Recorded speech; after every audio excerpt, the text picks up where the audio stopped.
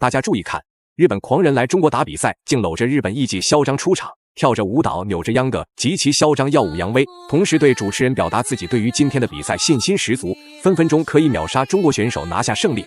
结果正是因为日本选手的发言太狂妄，中华百姓英雄王洪祥绝对忍受不了，当即冲上擂台，对他一顿拳打脚踢，彻底证明中国人的强大。如此嚣张的家伙，就是日本踢拳老拳王马场伸孝。马场伸孝是与日本拳王磨砂斗同时期的踢拳王者，随着近几年来踢拳擂台竞争太残酷，马场伸孝才决定来到中国发展，目的就是为了在自己退役之前赚够养老费。当然，大家千万不要以为他长得普通而小看他，马场伸孝在巅峰时期可是日本擂台上家喻户晓的人物，目前还保持着58战46胜的职业战绩，这都足以说明马场伸孝是众多中国选手的噩梦存在，而他却招惹了一位不该招惹的中国男人。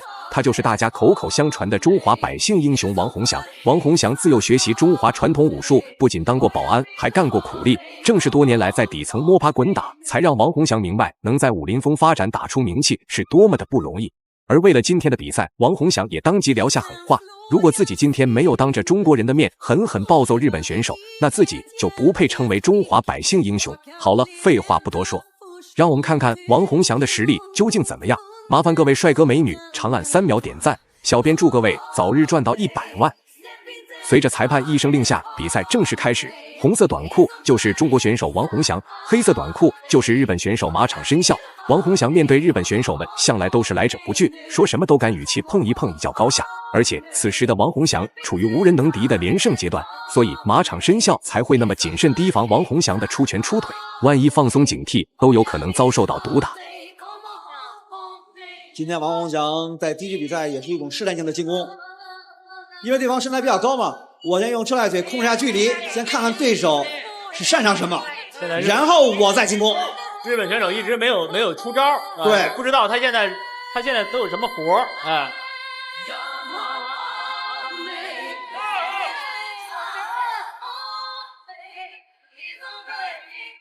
现在马场伸孝最擅长踢拳技术，自然近身搏斗才是自己的优势位置。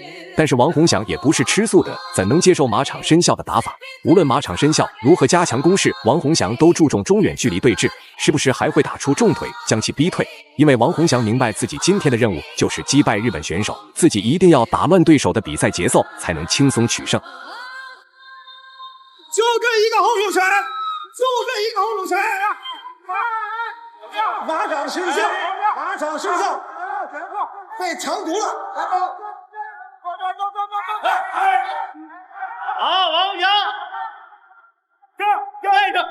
这是王氏风格。现在王洪祥这是摸着路子了，哎，那个摸清对方的这底细了。现在开始使出自己的特色打法。一旦给我机会，王洪爆一声的进攻，不给对方任何喘息的机会。刚才一个后手拳，马场伸孝一直没有反应过来。现在当然。王洪祥只用短短的2分钟时间，就将马场伸孝压制得喘不过气。而为了缓解伤害马场伸孝，不得不采取消极搂抱的方式。但是一旁的裁判可是在注视着一切，一旦看到2位选手缠抱时间过久，便会上前制止。反观王洪祥的眼神凶狠，并不想将比赛结果交给裁判，一直穷追猛打，就是想要在中国观众们面前证明自己的实力。通过这一段的调整，现在马场伸孝已经逐渐的苏醒过来。这时候王洪祥不要大意，因为对方非常擅长拳，他不跟你拼腿的情况下，控制下距离，再找机会，不要急。在第一局比赛当中，现在中华百姓英雄王洪祥的优势很明显，他的特点，他的技术在第一局比赛当中显现无疑。一后手拳，看，哎。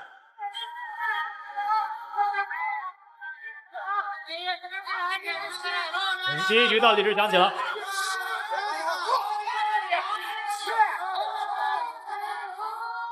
比赛来到第2回合，王洪祥占据着一次击倒读秒机会，所以双方比分的差距从上回合就已经特别明显。马场伸孝为了争夺比赛点数，不得不向王洪祥发起追击。俗话说，与其被动挨打，不如主动出击。自己好歹是日本踢拳有头有脸的人物，如果自己在今天的比赛中被击败拿回国之后，还怎么向同行们交代？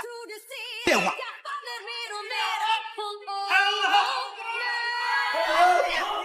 我们这现场观众啊，这个也是激情飞扬，很多嗓门大的啊，现在也都开始在呐喊助威。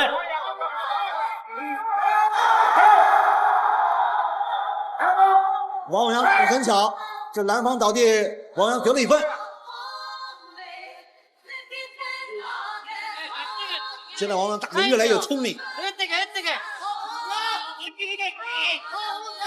他这种聪明体现在一个对比赛局势的把握、时机的把握、节奏的把握上。这转身一个边拳，被王防住了，没有得分。这个边拳隐蔽性还是不强，哎，对。随着时间推移，马场申孝表现得越发急躁不安起来。那是因为自己首回合本就跟中国选手比分差距过大。然而，就算到现在，马场申孝依旧没有找到王洪祥的那枚突破口。而为了压制王洪祥，不惜舍弃自己的防御，发起凶猛进攻。如果自己短时间内不能将失去的比分夺回来，那接下来自己的处境相当危险。随后的拳没打中。这个在第1局的后半段，这个王氏打法这个展现，现在王洪祥也一直没有给这机会。机会是这就有机会了，对，就有机会了。他防守空档已经露出来。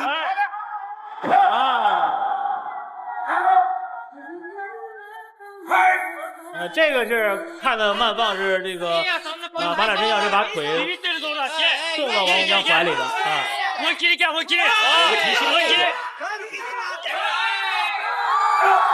因为马场申孝这个腿把的力量不够，这个王洪祥很容易接，但是王洪祥要防住对方这个拳。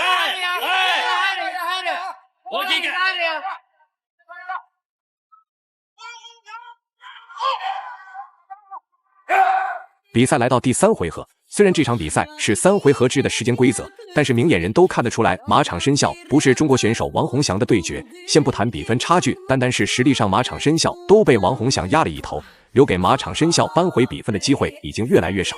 而王洪祥貌似体力也出现了断档，只能一边拉扯一边后撤，试图恢复一点体能，再继续追击日本选手。马场申孝的身高在1.85米，而王洪祥的身高只有1.76米。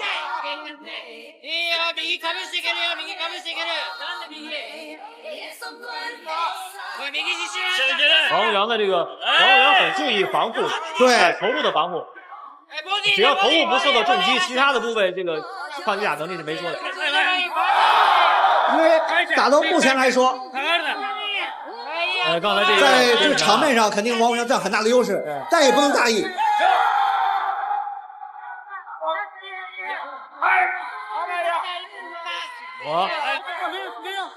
王洪祥即将书写他的神话。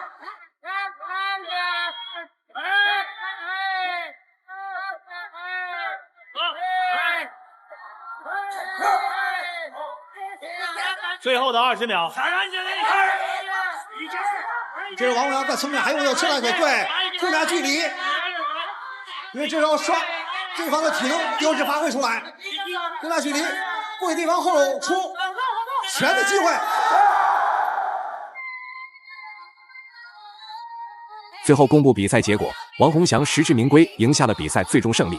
大家认为王洪祥本场比赛表现如何呢？欢迎在评论区留言讨论，我们下期再见。